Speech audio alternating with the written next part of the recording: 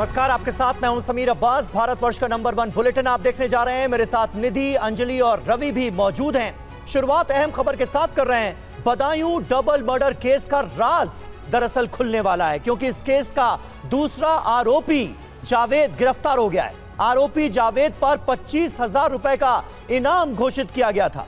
अब जावेद हर राज खोलेगा।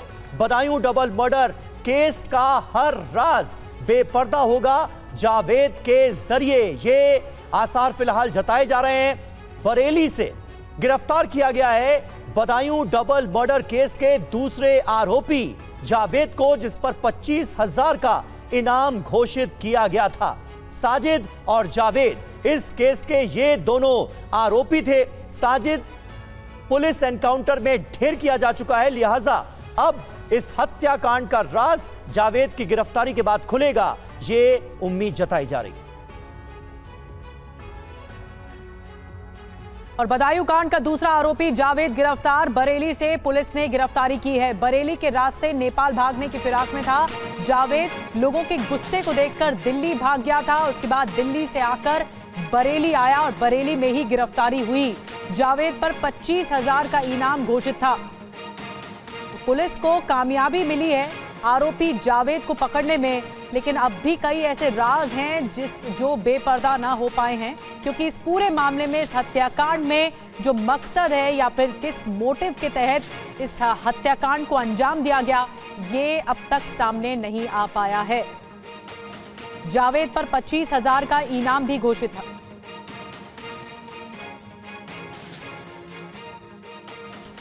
और देखिए, दो तस्वीर आपको दिखा रहे हैं। आरोपी साजिद का जहां इनकाउंटर हो गया है, तो वहीं बरेली से गिरफ्तारी हुई है जावेद की गिरफ्तारी के वक्त का वीडियो भी सामने आया है। और वीडियो में पुलिस के हवाले करने की मांग कर रहा है जावेद। बार बार वो कह रहा है कि मुझे पुलिस के हवाले कर दो, जहां कांड हुआ वहां हमारे अच्छे संबंध।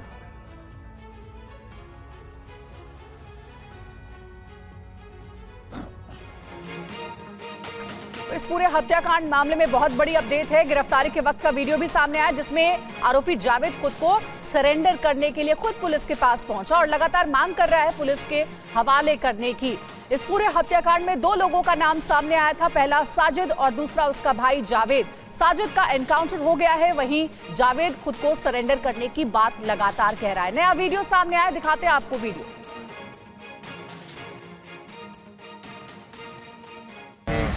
मैं तुरंत वहाँ से आया बदायूं के लिए, वहाँ पब्लिक बहुत थी। मैं सीधा दिल्ली भाग गया।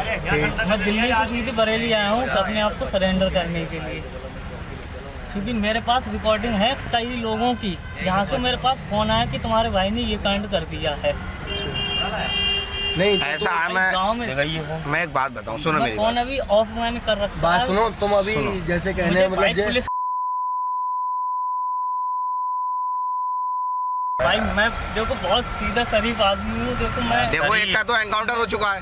हाँ भाई, मैं वो कौन था जिसका मेरा बड़ा भाई था, लेकिन उसने किया था। मैं उसमें बिल्कुल ही मेरा कुछ नहीं है। अच्छा, मेरा नाम जावेद है ना? मेरा नाम क्या नाम है तुम्हारा? मोहम्मद जावेद। मोहम्मद जावेद। जिला कौन सा तुम्हारा? बदायूं जिला। ठीक है। 12 दिन ले चलो उस्ताद। अरे मुझे भाई पुलिस के हवाले करवा दो, क्योंकि मैं बिल्कुल मोहम्मद जावेद दोस्त हूँ भाई। हाँ, मोहम्मद जावेद है। आईडी कार्ड पे हाँ सही है। देखा मुझे, जे इनकी रुका। इसमें साफ नहीं दिख रहा होगा, वो फोटो स्टेट गंदी आई, कोई दूसरा वाला है। ऐसा क्यों किया यार? ये तो भाई नहीं था मेरे उन्ने करा क्यों? उनने क्यों करा? मतलब कोई तो वजह हुई होगी। जिस घर में मर्डर हुआ है ना, वहाँ बहुत अच्छे ताल्लुकात थे हमारे, लेकिन आज तक यही नहीं पता चला। मैं खुद ये कितने बच्चे मारे? क्या हुआ? फोटो दिखाऊंगा अभी भाई। अब वो आपके हाथ में, इसका फोटो मैं यार इसका फोटो वो आपके हाथ में, अब चाहे तो आप मुझे मारो या नहीं मारेंगे नहीं। लेकिन एक बात बताओ, माँ की कसम खा के और बदायूं डबल मर्डर में पोस्टमार्टम रिपोर्ट सामने आई। आयुष पर 14 बार धारदार हथियार से हमला किया गया। आयुष के शरीर पर 14 घाव के निशान मिले हैं। आहान पर 2 बार धारदार हथियार से हमला किया।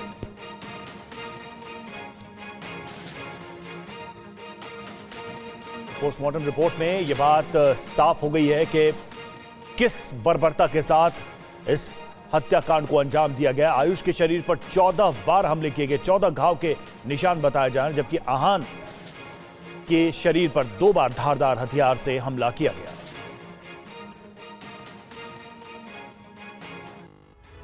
देखिए, साजिद की हैवानियत का खुलासा हुआ है पोस्टमार्टम रिपोर्ट में। आखिर क्या है वो अब हम आपको बताने जा रहे हैं। आयुष और आहान पर ताबड़तोड़ वार किए गए। आयुष के शरीर पर 14 जख्मों के निशान मिले हैं, आहान के शरीर पर 2 घाव मिले हैं। आयुष पर 14 बार धारदार हथियार से वार किया गया। पोस्टमार्टम रिपोर्ट इसकी पुष्टि करती है, यानी बर्बरता और हैवानियत की सारी हदें पार कर दी गई। आहान पर 2 बार तेज धार वाले हथियार से वार की बात सामने आई है। आयुष की गर्दन पर चाकू से 3 बार अटैक किया गया है। आयुष के कंधे और छाती पर भी चाकू से हमला किया गया। आयुष के कान पर भी चाकू से अटैक हुआ। किसी कीमत पर आयुष को छोड़ना नहीं चाहते थे हमलावर। आहान पर चाकू से 2 बार हमला किया गया। गर्दन पर 1 वार का निशान मिला है। आहान पर यह वार इतना ज्यादा तेज था कि उसकी गर्दन की हड्डी तक कट गई। और बदायूं के एसएसपी आलोक प्रियदर्शी ने पोस्टमार्टम रिपोर्ट को लेकर क्या कुछ कहा है, आपको सुनवाते हैं। जो पोस्टमार्टम रिपोर्ट हम लोग को प्राप्त हुई है उसमें दोनों बच्चों को इंसाइज वुंड्स आए हैं। जो बड़ा बच्चा है 13 साल का आयुष, उसके ऊपर 14 चोटें हैं, गर्दन, शोल्डर और चेस्ट और हाथों में उसके चोटें हैं, ऑल इंसाइज वुंड्स। छोटे बेटे के 2 चोटें हैं, वो गर्दन और चेहरे पे चोटें हैं। सर, इसके अलावा और कहीं पे बॉडी पे निशान कुछ मिले हैं या मारने के कुछ इस तरीके से? नहीं, इसके अलावा बॉडी पे कहीं और निशान नहीं मिले हैं। और कॉज ऑफ डेथ दोनों का anti shock and haemorrhage because of anti mortem injuries निकल के आया है। पोस्टमार्टम रिपोर्ट में हुए खुलासे को लेकर बदायूं से ज्यादा जानकारी दे रहे हैं टीवी 9 संवाददाता पुनीत शर्मा।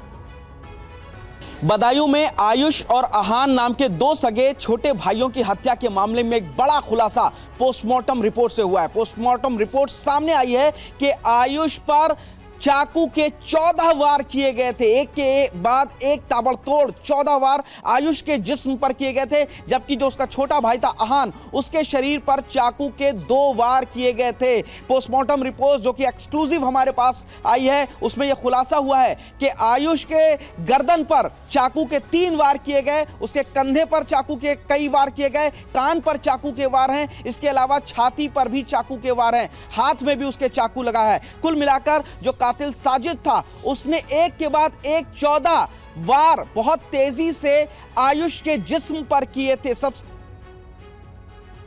और मृतक बच्चों की मां संगीता ठाकुर ने टीवी 9 से कहा, हत्या के वक्त जावेद भी मौजूद था। जावेद से मेरे सामने पूछताछ की जाए, साजिद के साथ ही आया था जावेद।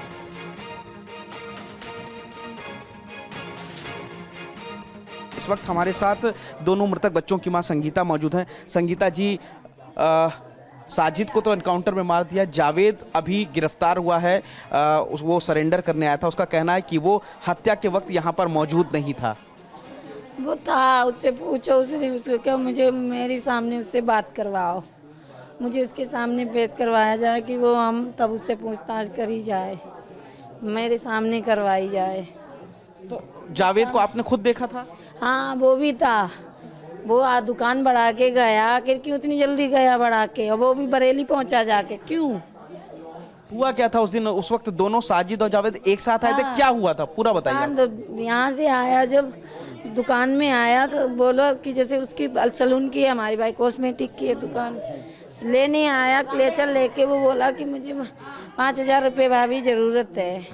तो हमने कहा ठीक है, कोई बात नहीं, अभी लो भैया से। हम आके इनसे पूछा फ़ोन से, उसके सामने नहीं, आके अंदर पूछा तो बोले कि तुम देखो दे दो, कोई बात नहीं, वो दे देगा, सवेरे दे दे। हमने ठीक है, तो मैंने निकाले रुपए उसे दे दिए। फिर वो खड़ा मुझे फिर ये नहीं पता चला वो कितनी निकल के हमारे बच्चे ले गया ऊपर। अच्छा। हाँ। तो जब साजिद यहाँ आया था तो जावेद उसके साथ में ही था? हाँ। अच्छा, गाड़ी साथ में आए थे? हाँ, दोनों थे साथ में। घर के अंदर ही आए थे वो लोग या बाहर गेट पे? नहीं, वो दुकान में थे, वहाँ से लेके किनारे गया, अंदर नहीं घर के आए थे। अच्छा। वहाँ से बाहर से ऊपर लेके चले गए। तो जावेद भी साथ में ऊपर गया था? नहीं, वो था, लेकिन वो यहीं था, नीचे इंतजार कर रहा था उसका। जावेद से आपकी कोई बात हुई थी? जावेद ने कुछ कहा हो उस वक्त आपसे? नहीं, उसने मुझसे कुछ नहीं कहा, जो कुछ हुई उसी से बात हुई मेरी। अच्छा। हाँ। से? हाँ। अच्छा, उसके बाद ऊपर लेकर के चलेगा, फिर आपको कैसे पता लगा कि ये सारा हमारा जो एक बेटा बचा उसको भी मुंह पकड़ के मारने जा रहा था, तो उसके चाकू वाकू लगा है हाथ में, तो वो उसकी कीक नहीं निकली, छोटे वाले की कीक निकली, तो ये भगा ऊपर। मुझे नहीं पता, अगर मुझे पता होता तो हम एक आध अपने बच्चे बचा लेते, मुझे क्या पता। उसने गेट बंद करके मारे दोनों बच्चे, इतनी तड़प के उसने बहुत कोशिश करी हमारे बच्चे ने भागने की, भाग नहीं पाया। सब बहुत है। क्या चाहते, किस तरीके की सजा मिले उसको? सजा मौत हमारे सामने ही, जैसे हमारे बच्चे तड़पे वैसे ही हम तड़पते हुए उसे देखेंगे, तब मेरे सुकून आएगा मेरे दिल में। वैसे शांति नहीं मिलेगी जैसे हमारे बच्चे तड़प के मारे। मेरा छोटा वाला कितना तड़पा होगा, किस तरह से उसके प्राण निकले हैं। 6 साल का था हमारा बच्चा। मेरा बच्चा था इतना बड़ा था, उसने क्या बिगाड़ा था उसका। उससे भाई कहता था, बाल कटा के आता, भैया ऐसे बाल काट दो, ऐसे काट दो। तब फिर उसने मुझसे क्या दुश्मनी थी मेरे बच्चों से, ये तो बताए मुझे क्या था, किसी ने करवाई दुश्मनी से। हमारे बच्चे बहुत बुरे, मेरे बेटा तो बड़ा वाला। और इस वक्त एक अहम खबर, पटना में जेडीयू दफ्तर के बाहर प्रदर्शन हो रहा है। पटना में छात्रों का विरोध प्रदर्शन देखने को मिला है। दाखिले के नए नियमों को लेकर छात्र विरोध कर रहे हैं। ये देखिए तस्वीरें जेडीयू दफ्तर पटना की, ये तस्वीरें हैं जेडीयू दफ्तर के बाहर।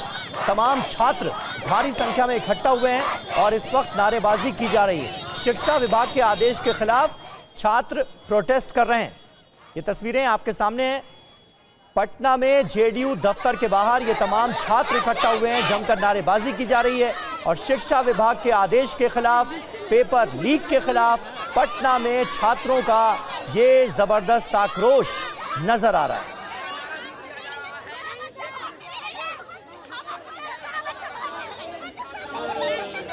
तो शिक्षा विभाग के आदेश के खिलाफ छात्रों का गुस्सा देखने को मिला है और जेडीयू दफ्तर के बाहर पहुंच गए हैं ये तमाम छात्र अपनी मांगे लेकर, अपनी नाराजगी का, अपने गुस्से का इजहार करने के लिए। शिक्षा विभाग के आदेश के खिलाफ छात्र लामबंद होते हुए नजर आ रहे हैं और काफी संख्या में जो छात्र छात्राएं हैं वो इस वक्त जेडीयू के दफ्तर के बाहर पटना में पहुंचे हुए हैं और शिक्षा विभाग के ताजा आदेश के खिलाफ विरोध प्रदर्शन कर रहे हैं, नारेबाजी कर रहे हैं। रूपेश कुमार हमारे संवाददाता इस वक्त हमारे साथ मौजूद हैं, सीधे पटना आपको लिए चलते हैं। रूपेश, ये पूरा मामला है क्या? क्योंकि छात्र बहुत गुस्से में नजर आ रहे हैं और अपनी नाराजगी का इजहार कर रहे हैं जेडीयू दफ्तर के सामने। सड़क पर उतरकर विरोध कर रही है। देखिए, जेडीयू दफ्तर के बाहर थे, अभी बीजेपी दफ्तर के बाहर चले आए हैं और ये देखिए भारतीय जनता पार्टी का ये प्रदेश कार्यालय है और यहाँ पर देखिए किस तरीके से ये जो छात्र और छात्राएं हैं और बड़ी संख्या में यहाँ पर देखिए ये छात्राएं यहाँ पर पहुँची हैं और ये कह रही हैं कि don't skip the batch of 2023-25 of intermediate, we all want to study peacefully in the same university. दरअसल ये हुआ क्या है कि अब शिक्षा विभाग ने जो आदेश दिया है उसके अनुसार अब जो पढ़ाई है वो स्कूलों में होगी, यानी कि कॉलेजों से 11वीं और 12वीं की पढ़ाई निकाल करके और स्कूलों से कॉलेज से हटा करके स्कूलों को सौंप दी गई है। जो उच्च माध्यमिक स्तर की पढ़ाई यानी कि अब स्कूलों में होगी। ऐसे में इन छात्र छात्राओं का ये कहना है कि चूंकि हमने उस सेशन के लिए वहाँ पर पढ़ाई की है, वहीं पर हमने अपना रजिस्ट्रेशन करवाया है, फी भी पे किया है और उसके बाद से अब ये जो आदेश आया है, अब ये जस्टिस, देखिए हम बात करने की कोशिश करते हैं। एक मिनट बेटा, ये बताओ क्या चाहती, क्या पूरी करो? हेलो, नहीं चलेगी। ठीक है, क्या नहीं चलेगा बताओ? उनकी तानाशाही नहीं चलेगी। हमारा जब एडमिशन हो चुका है इन कॉलेज में, उसके बाद वो कह रहे हैं आप हाई स्कूल में चले जाओ। कैसे चले जाए? हमारे घर वाले पैसे देते हैं, बाहर से हम लोग पढ़ने आते, कैसे चले जाए? उनके बाबूजी क्या कॉलेज हर एक बात बोलते हैं। ये तो सरकारी पढ़, हमें नहीं चाहिए ऐसा सरकार बदलनी चाहिए हमारी। क्या मांग है, क्या कर रही है? क्या जस्टिस मांग रहे हैं? क्या जस्टिस चाहिए? जो भी न्यू रूल लागू हुआ है उस पे। तो देखिए ये पुलिस वाले भी यहाँ पे पहुँचे हैं। यहाँ देखिए बड़ी संख्या में, और बीजेपी के कार्यकर्ता भी यहाँ पहुँच गए हैं। ये भारतीय जनता पार्टी का ये जो प्रदेश कार्यालय है, हालांकि जेडीयू के प्रदेश कार्यालय के पास ये पहुंचे थे और वहां से इन्हें सामने देखिए पुलिस जो है, पुरुष खास करके जो लड़के हैं, जो छात्र हैं, उनको हटाया जा रहा है, उनसे जोर जबरदस्ती भी हो रही है। हालांकि जो छात्राएं हैं वो अपनी मांगों को लेकर के वी वांट जस्टिस, और सामने देखिए वहां पर पुलिस भगा रही है छात्रों को, खास करके वो निशाने पर हैं। जेडीयू दफ्तर से उन्हें यहाँ किया गया है और इनकी चिंता ये है कि कहीं हमारा सेशन ब्रेक ना हो जाए, क्योंकि शिक्षा विभाग ने ये कह दिया कि अब आप कॉलेज से स्कूल में जाइए, वहाँ पर आपका रीएडमिशन होगा, या फिर जो 11वीं और 12वीं की पढ़ाई है वो स्कूलों में ही वापस होगी। अब बड़ी संख्या में छात्र हैं, ये सिर्फ पटना ही नहीं बल्कि पूरे बिहार में छात्र जिन्होंने कॉलेज में जाकर के एडमिशन ले लिया है, चाहे यहाँ कॉलेज ऑफ कॉमर्स हो, जैसे कुछ वो छात्रा जो एन कॉलेज की छात्रा थी, वो कह रही है कि उसने एन कॉलेज में जाकर के एडमिशन ले लिया है, वहाँ पर सेशन शुरू भी होगा, एडमिशन ले लिया, फ़ी दे दिया, और उसके बाद से अब उन्हें कहा जा रहा है कि अब आप वापस चले जाएं, अपने स्कूल में वापस चली जाएं। लिहाजा यहाँ पर देखिए, और ये बीजेपी के कार्यकर्ता हैं, वो लगातार ये भी बताने और समझाने की कोशिश कर रहे हैं, लेकिन यहाँ पर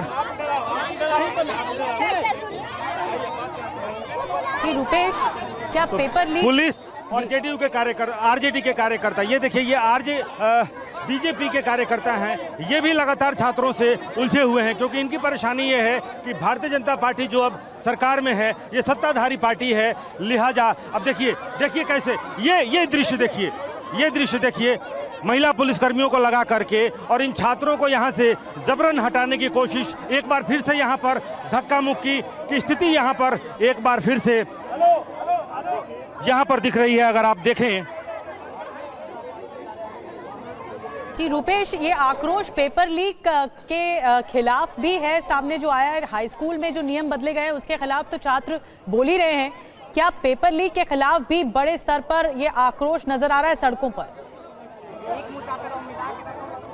देखिए आज अल्टीमेटम था, लेकिन उसके पहले ही छात्रों ने ये अल्टीमेटम दिया था। जो शिक्षक भर्ती अभ्यर्थी थे उन्होंने अल्टीमेटम दिया था कि अगर 24 घंटे के अंदर परीक्षा रद्द नहीं की जाती है तो वो आंदोलन करेंगे, लेकिन 24 घंटा के पहले ही बीपीएससी ने। जी रुपेश, आपको रोक रहे हैं, दरअसल छात्र क्या कह रहे हैं उनकी सुन लेते हैं।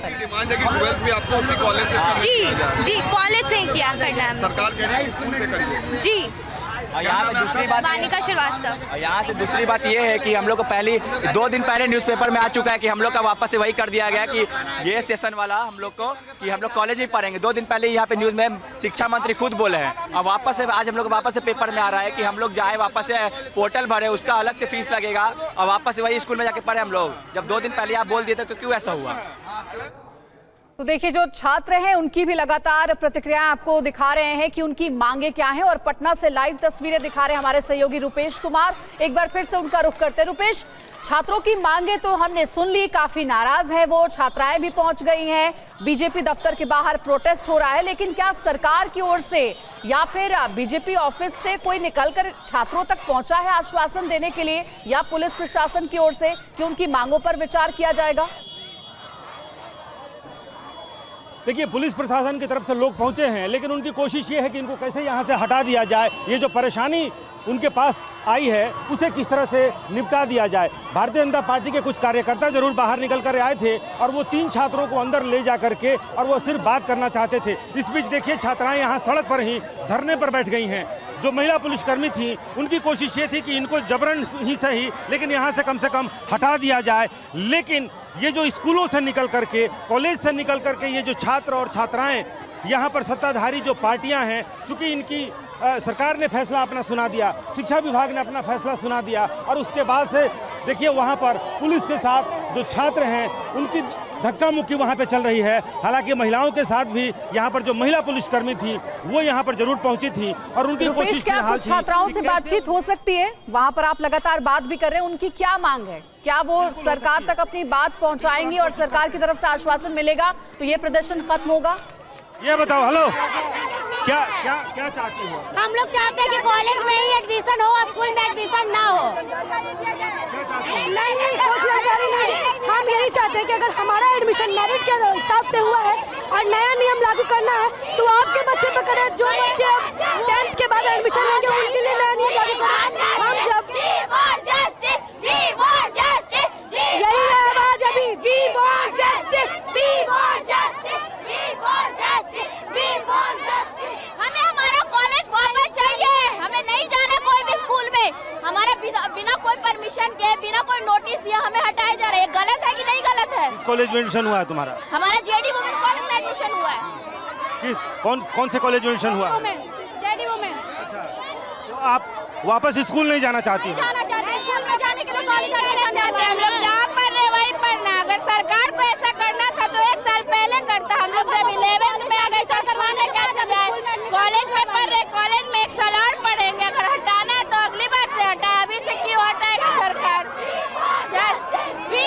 रह रहे कि किस तरीके से छात्राएं खास करके आंदोलित हो रही हैं और ये जस्टिस मांग रही हैं। ये कह रही हैं कि हम वापस स्कूल में फिर से नहीं जाएंगे, जिस स्कूल से निकल करके वापस आए हैं। हालांकि सरकार ने बहुत पहले ही स्कूलों की व्यवस्था दुरुस्त की, वहाँ बिल्डिंग्स बनाए और ये कहा कि अब 10+2 की पढ़ाई स्कूलों में भी होगी, जिसे उच्चतर माध्यमिक की पढ़ाई करते हुए +2 तक की पढ़ाई को स्कूलों के साथ संबद्ध कर दिया गया है। यानी कि ये जो संबद्धता प्रदान की गई स्कूलों को, अब ये फैसला लिया गया। जरा एक क्लैरिटी दीजिए। अभी एक छात्रा को हम सुन रहे थे, उनका ये कहना था कि अभी हम स्कूल में कॉलेज में 11th क्लास में है, लेकिन अगर कॉलेज में ये पढ़ाई बंद करके स्कूल में री एडमिशन लेना पड़ेगा तो क्या इसे लेकर के ही पूरा बवाल हो रहा है? पूरा गुस्सा इसे लेकर के ही है कि 11th की जो पढ़ाई है वो फिजूल जाएगी?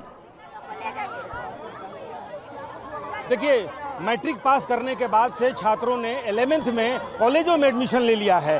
सेशन शुरू होने वाला है लेकिन एडमिशन हो चुका है। 1 महीने की फीस भी ये जमा कर चुके हैं और इस बीच ये फैसला हुआ कि अब 10+2 की पढ़ाई स्कूलों में होगी। लिहाजा इन छात्र छात्राओं को ये कहा गया कि अब आप फिर से अपने स्कूल में ही चले जाएं और इधर इन लोगों ने कॉलेजों में एडमिशन ले लिया है। कॉलेज प्रशासन ने एडमिशन ले लिया है क्योंकि उस वक्त तक कॉलेजों के पास भी ये क्लैरिटी नहीं थी कि यहाँ 10+2 की पढ़ाई करनी है या भी नहीं करनी है, एडमिशन लेना है या नहीं लेना है। लेकिन जिन छात्र छात्राओं ने बिल्कुल रुपेश, तस्वीरें हम देख पा रहे हैं किस तरह से ये छात्र छात्राएं यहाँ सड़कों पर हैं, प्रोटेस्ट कर रहे हैं। आप नजर बना रखे, बहुत बहुत शुक्रिया फिलहाल इस अपडेट के लिए, इस जानकारी के लिए। आगे बढ़ते हैं। अकाउंट फ्रीज मामले पर कांग्रेस का बड़ा हमला। सोनिया गांधी ने कहा यह कांग्रेस का नहीं लोकतंत्र का सवाल। पीएम कांग्रेस को वित्तीय तौर पर दबा रहे हैं, कांग्रेस के खाते जबरदस्ती फ्रीज किए जा रहे हैं, ये सोनिया गांधी ने बयान दिया है। जो भी हो रहा है वो अलोकतांत्रिक है।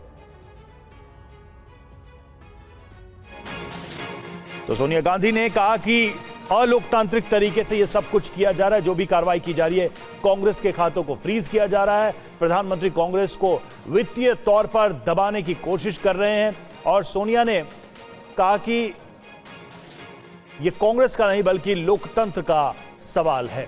तो अकाउंट फ्रीज मामले पर सोनिया गांधी के बयान। The issue we are taking up today is extremely serious, as Congress President has just mentioned. This issue affects not just the Indian National Congress, it impacts our democracy itself most fundamentally. A systematic effort is underway by the Prime Minister to cripple the Indian National Congress financially.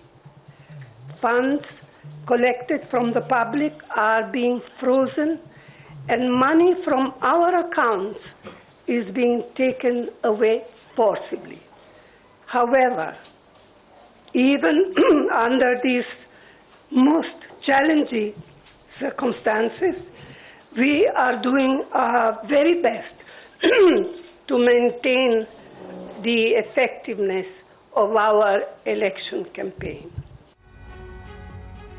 और वहीं कांग्रेस नेता राहुल गांधी ने कहा कि party के सभी bank account freeze कर दिए गए हैं, जिससे पार्टी कोई काम ही नहीं कर पा रही है। राहुल गांधी ने कहा कि 14 लाख के एक मामले में पार्टी पर, कांग्रेस पर 200 करोड़ का जुर्माना लगाया गया है। 1 महीने पहले कांग्रेस पार्टी के सारे बैंक अकाउंट फ्रीज कर दिए गए। आप सोचिए, आप किसी परिवार के बैंक अकाउंट फ्रीज करिए, किसी व्यक्ति के बैंक अकाउंट फ्रीज करिए, किसी बिजनेस के बैंक अकाउंट फ्रीज करिए, किसी भी संस्था के बैंक अकाउंट फ्रीज करिए, होता क्या है? एकदम खत्म हो जाता है। अगर आपने किसी परिवार का बैंक अकाउंट फ्रीज कर दिया, भूखे मर जाते हैं। वो कांग्रेस पार्टी के साथ किया जा रहा है। 1 महीने पहले ये हुआ और किसी संस्था ने, हिंदुस्तान की संस्था ने, किसी कोर्ट ने, किसी इलेक्शन कमीशन ने चूं तक नहीं कहा। सब ड्रामा देख रहे हैं। 20% हिंदुस्तान के लोग कांग्रेस पार्टी को वोट देते हैं। हम 20% लोगों को रिप्रेजेंट करते हैं और आज हम रेलवे टिकट नहीं खरीद सकते। आज हम अपने नेता को एक शहर से दूसरे शहर नहीं भेज सकते। हम एडवर्टाइजमेंट नहीं लगा सकते। और क्यों? 14 लाख रुपए 7 साल पहले 14 लाख रुपए का इशू है और 200 करोड़ रुपए का फाइन, और सारे के सारे बैंक अकाउंट फ्रीज कर दिए। और शक्ति को लेकर एक बार फिर से राहुल गांधी ने कहा है, हमारी लड़ाई आसुरी शक्ति से है। ये राहुल गांधी की तरफ से कहा गया, नफरत भरी आसुरी शक्ति से लड़ाई है।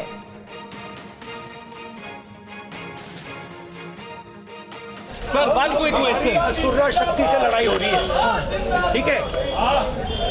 नफरत भरी असुरा शक्ति। Sir, one question, just one question. Sir, one quick question. असुरा शक्ति से लड़ाई हो रही है, ठीक है?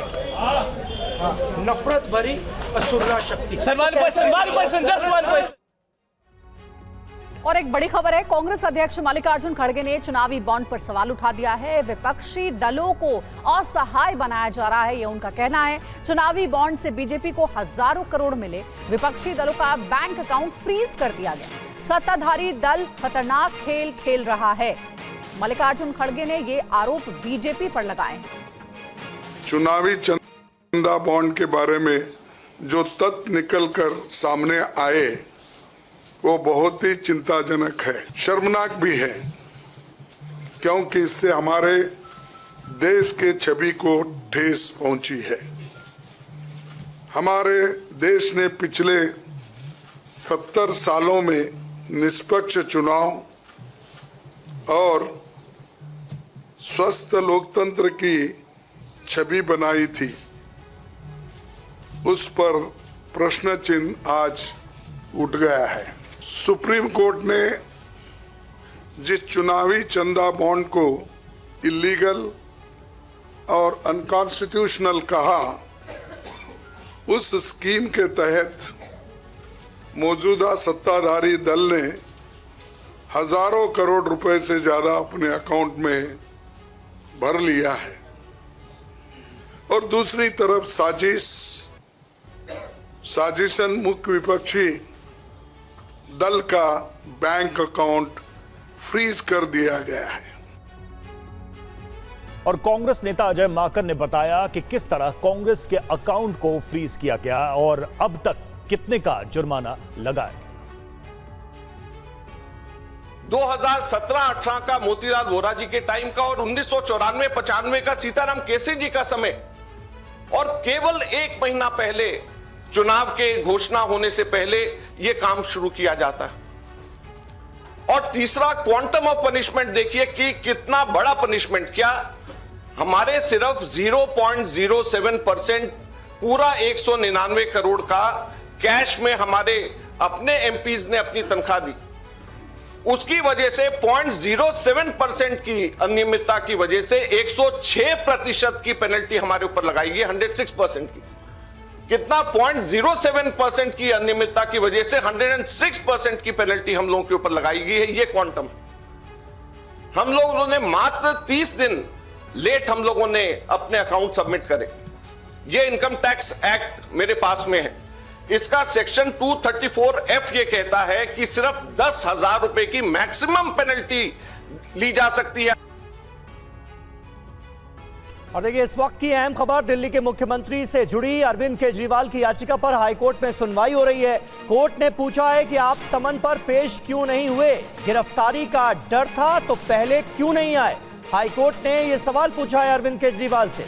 वहीं अरविंद केजरीवाल की तरफ से जो वकील हैं अभिषेक मनु सिंघवी, उन्होंने जवाब दिया कि हम ईडी से लगातार पूछ रहे थे कि आखिर किस हैसियत से बुलाया जा रहा है, आरोपी के तौर पर या गवाह के तौर पर। कोर्ट अब मामले में लंच के बाद सुनवाई करेगा।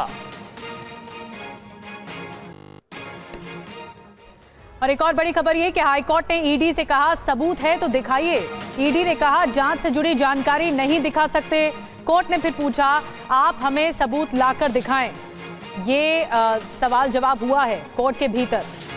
जितेंद्र और ज्यादा जानकारी के साथ हमारे साथ जुड़ गए हैं। जितेंद्र, हाई कोर्ट ने ये पूछा ईडी से, अगर आप बार बार ये कह रहे हैं कि आपके पास सबूत है तो फिर दिखाइए। बिल्कुल, देखिए इस मामले पे जहां अगर बात करें तो अरविंद केजरीवाल ने पहले चैलेंज किया था, अब अंतरिम राहत मांगी है। तो यहाँ पर अभिषेक मनु सिंघवी जो है अरविंद केजरीवाल से पेश हुए तो उन्होंने कहा कि जो समन्स थे को चुनावी समन कह सकते हैं कि जब जब चुनाव की तारीख होती थी या बड़ा घटनाक्रम होता था तब ये समन भेजे जाते थे और उन्हें अंदेशा है कि गिरफ्तारी हो सकती है। तो इसमें कोर्ट ने पूछा कि अगर आपको शंका थी कि गिरफ्तारी हो सकती है तो पहला जो समन था वो 2 नवंबर को आपको भी जारी किया गया था, तो आप अब तक क्यों नहीं आए। तो इस पर अभिषेक मनु सिंघवी उन्होंने कहा कि हर बार ईडी से पूछा गया कि किस हैसियत से बुलाया गया, उसका जवाब नहीं दिया गया था। अब क्योंकि अरविंद केजरीवाल पूछताछ में शामिल पहले भी होना चाहते हैं, अब भी होना चाहते हैं, लेकिन वो चाहते हैं कि उनके खिलाफ कोई कोरेसिव एक्शन ना लिया जाए। तो ऐसे में ईडी की तरफ से इस याचिका का विरोध किया गया और कहा कि ये जो याचिका है वो सुनवाई योग्य नहीं है, इसको मुख्य मामला यानी कि जो सुनवाई बुधवार को हुई थी उसके साथ 22 अप्रैल को किया जाए। तो ऐसे में जो है अरविंद केजरीवाल के वकील ने कहा कि अगर ईडी ये आश्वासन दे कि उसी मामले की सुनवाई तक निपटारे तक 22 अप्रैल तक उनकी गिरफ्तारी ना हो तो अरविंद केजरीवाल ईडी के सामने पेश होने के जो है लिए तैयार है। वहीं पर यह भी कहा गया कि अगर कोर्ट ने ईडी से पूछा कि क्या आप ऐसा आश्वस्त कर सकते हैं कि इनकी गिरफ्तारी अभी नहीं होगी, पूछताछ ही होगी, तो इस पर ईडी ने कहा कि वो वही करेंगे जो कानून के तहत है और जो मुख्यमंत्री उनके लिए कोई अलग से इसके लिए कोई रूल नहीं है। साथ ही साथ में कोर्ट ने यह पूछा कि आपके पास कोई सबूत है, ऐसे सामग्री है तो आप रखें। तो ईडी ने यहाँ पर कहा है कि ऐसे ओपन कोर्ट में ऐसी कोई सामग्री नहीं रख सकते। तो कोर्ट ने उस पर कहा कि आप वो लाकर हमें दिखा सकते हैं, यानी कि ओपन कोर्ट में उस पर डिस्कशन ना किया जाए, आप जो है जज के सामने इन सबूतों को रख सकते हैं। बहरहाल अभी सुनवाई पूरी नहीं हुई है। दोपहर बाद 2:30 बजे जो है एक बार फिर से इस मामले में सुनवाई होगी और देखना ही होगा क्या अंतरिम राहत अरविंद केजरीवाल को मिलती है या फिर नहीं। बड़ी बात यह है कि अरविंद केजरीवाल ने यही कहा कि अगर अंतरिम राहत दी जाती है तो आज क्योंकि 21 तारीख को भी इस मामले में 9वां समन है तो वो ईडी के सामने पूछताछ के लिए पेश होना चाहते हैं और खुद जो है इस मामले में सहयोग करना चाहते हैं, लेकिन वो तब होगा जब कोरेसिव एक्शन के खिलाफ ना लिया जाए। ठीक है, बहुत शुक्रिया आपका पूरी जानकारी देने के लिए। तो और इस बीच एक और अपडेट है, केजरीवाल को लेकर बीजेपी और आम आदमी पार्टी आमने सामने आ गई है और लगातार बयानबाजी हो रही है। ईडी अब एक इंडिपेंडेंट इन्वेस्टिगेटिंग एजेंसी नहीं है, वो कोई जांच नहीं करना चाहती है, वो भारतीय जनता पार्टी का राजनीतिक हथियार है और ईडी अरविंद केजरीवाल जी को बुला के उनको गिरफ्तार करना चाहती है।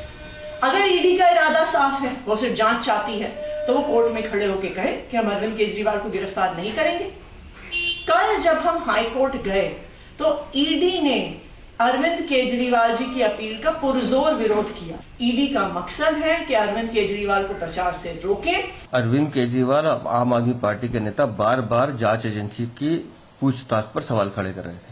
आज एक बात तो साफ हो गई कि आप कानून से बड़े नहीं हैं।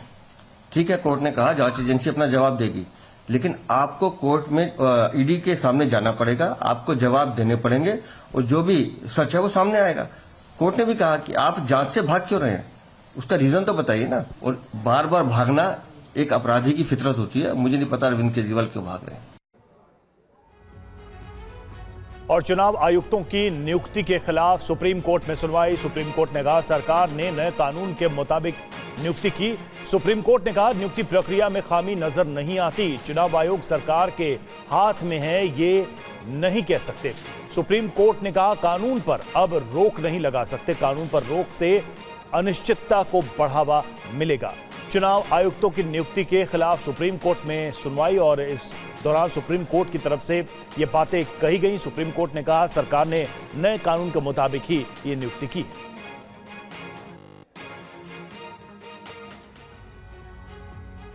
चुनाव आयुक्तों के नियुक्ति के खिलाफ सुप्रीम कोर्ट ने आज के फैसले में अहम बातें कही हैं। एससी ने कहा कि सरकार ने नए कानून के मुताबिक नियुक्ति की, नियुक्ति प्रक्रिया में खामी नजर आती है। चुनाव आयोग सरकार के हाथ में है, ये नहीं कह सकते। कानून पर अब रोक नहीं लगा सकते। कानून पर रोक से अनिश्चितता को बढ़ावा मिलेगा।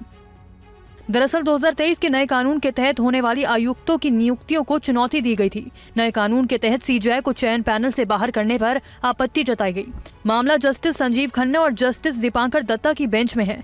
याचिकाकर्ताओं की तरफ से प्रशांत भूषण ने ये दलीलें रखी। इससे पहले केंद्र सरकार ने इस मामले पर कल हलफनामा दायर किया था। सरकार ने कहा कि यह दलील गलत है कि किसी संवैधानिक संस्था की स्वतंत्रता तभी होगी जब सिलेक्शन पैनल में कोई जुडिशियल मेंबर जुड़े। इलेक्शन कमीशन एक स्वतंत्र संस्था है। पूर्व चुनाव आयुक्त अरुण गोयल के इस्तीफे और अनूप पांडे के रिटायरमेंट के बाद नए कानून के अनुसार 2 नए चुनाव आयुक्तों ज्ञानेश कुमार, सुखबीर संधू की नियुक्ति 14 मार्च को हुई है। और अहम खबर आ रही है, आज कांग्रेस पार्टी जारी कर सकती है तीसरी लिस्ट। गुजरात के लिए उम्मीदवारों के नामों का ऐलान होगा। महाराष्ट्र के लिए भी 7 उम्मीदवारों के नाम घोषित हैं।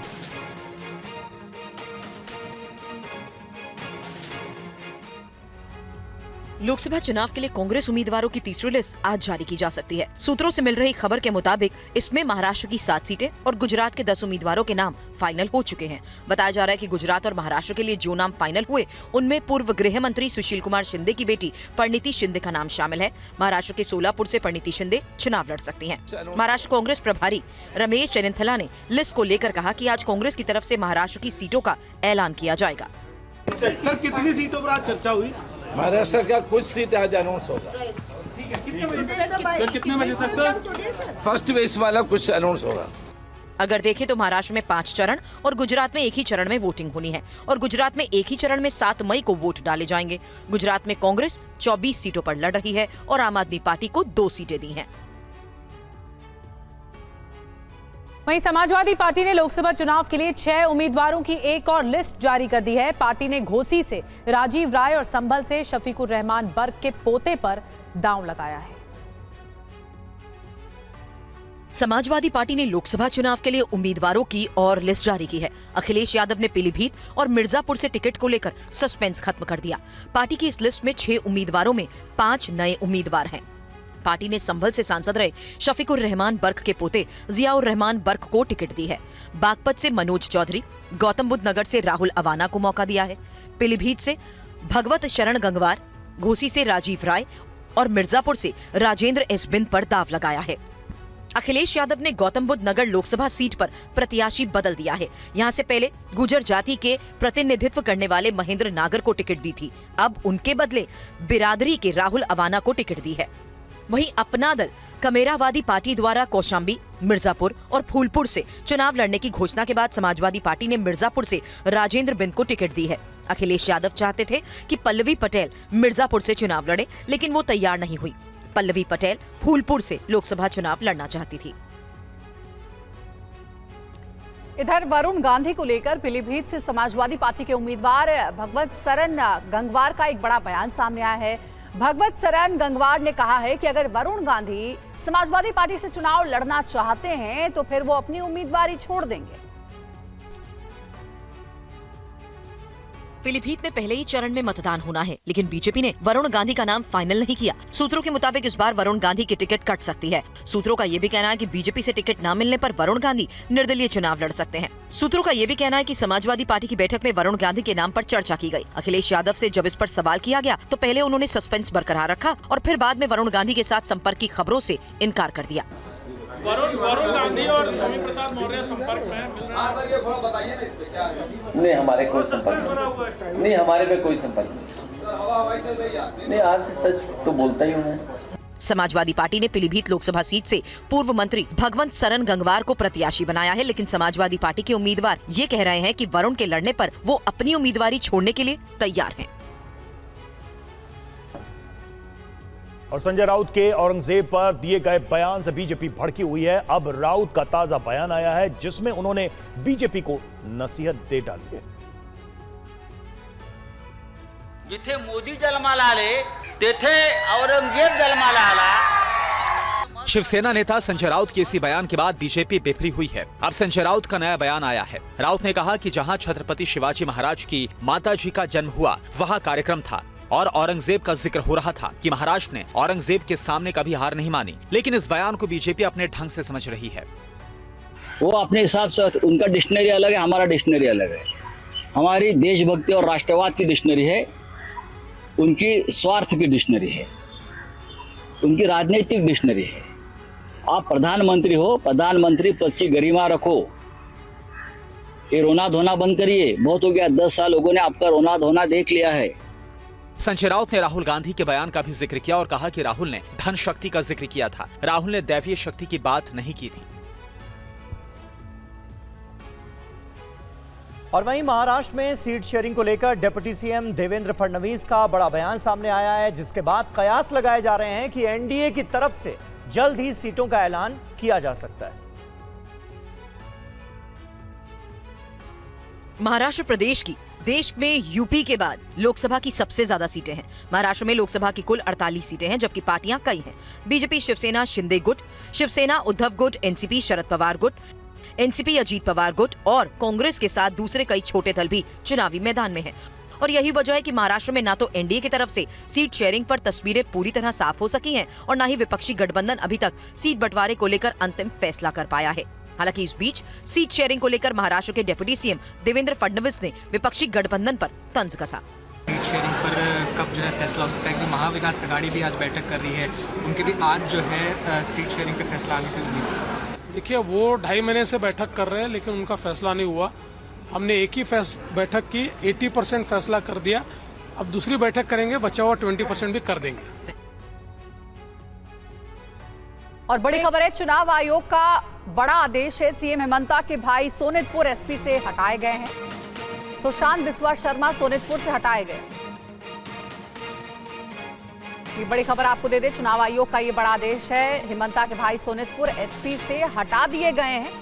ये बड़ी तब्दीली चुनाव के लिहाज से भी सुशांत बिस्वा शर्मा सोनितपुर से हटा दिए गए हैं और कहा जा रहा है कि सीएम हेमंता बिस्वा शर्मा के भाई हैं, जिन्हें अब सोनितपुर से हटा दिया गया, यानी इनका अब तबादला हो गया।